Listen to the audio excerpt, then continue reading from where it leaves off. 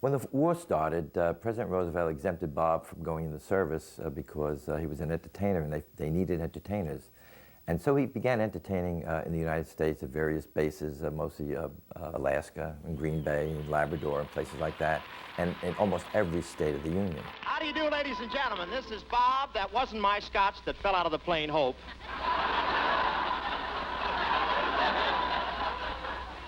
But I really had a wonderful trip. Wherever I went, the soldiers toasted me, and now I'm back.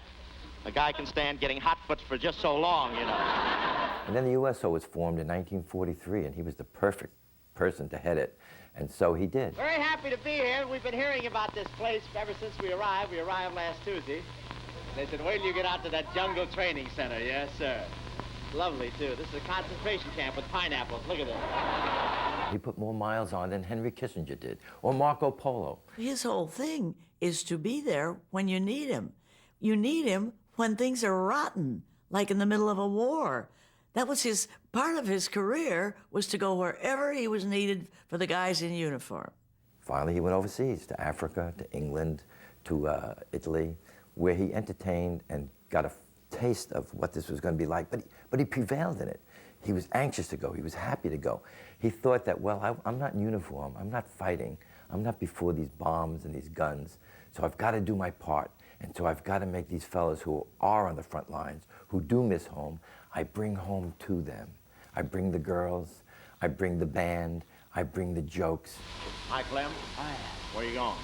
Fishing? What do you got in the mouth? Worms.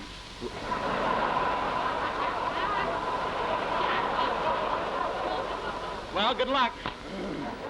At first, it was just a group of players like Tony Romano, who played the guitar, and Frances Langford, the singer. He called her mother because she gave all the advice and helped with them. But it were a small troupe. And then, of course, the troupe grew greater and greater as time went on. And Bob entertained in the Pacific and in some really hard-to-go-to places. And he lived a dangerous life. He didn't have to do it. He didn't have to expose himself to those dangers. He did it because he wanted to do it. And it was very sad. There were always, down in front of the stage, there were always beds with guys in the bed. It was real. And then we always went to the hospitals to visit the guys in the hospitals. But anyway, he was always there. I've talked to soldiers in my book, The Spirit of Bob Hope.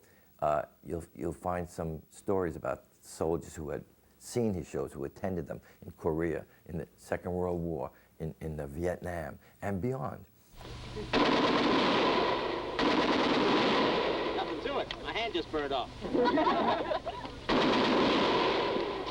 Who's that, Jerry? And number 3. Are we winning? His jokes were topical. They made fun of all of the admirals and the captains around him, and the boys appreciated that. Man, if I had my way, I'd get a big pile of potatoes about as tall as the Empire State Building. Get me a piece of glass, throw it to my sergeant, and say, brother, unpeel 'em.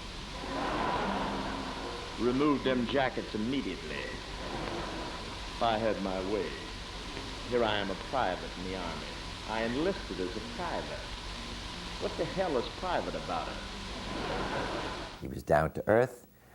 He was a good person. And they could see it in him, and he could see it in them. And they really loved him. Ask any one of them. He was the voice of home.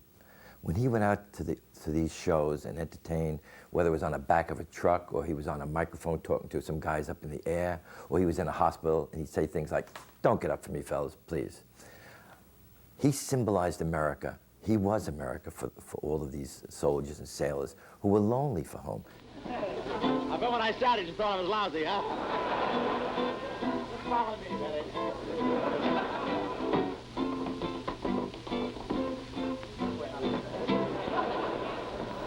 Bob Hope contributed great things to this country. He's a very well-loved comedian. He entertained our troops in all the wars of his life, and he'll always be remembered. Well, men, it looks like that does it for this session.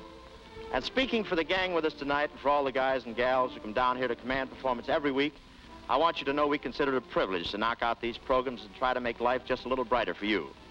I've talked to lots of you guys in the field, and I gather that the Armed Forces radio shows mean a lot to you. Believe me, they mean a lot to us performers, too. So just keep your requests coming by letter, postcard, V-mail, or put a note in a bottle and drop it overboard. We'll get it somehow and shoot your requests right back. If you haven't got time to write, stick your thumbprint on a friend's letter so we'll know you're all thinking of us, will you? Good night, gang.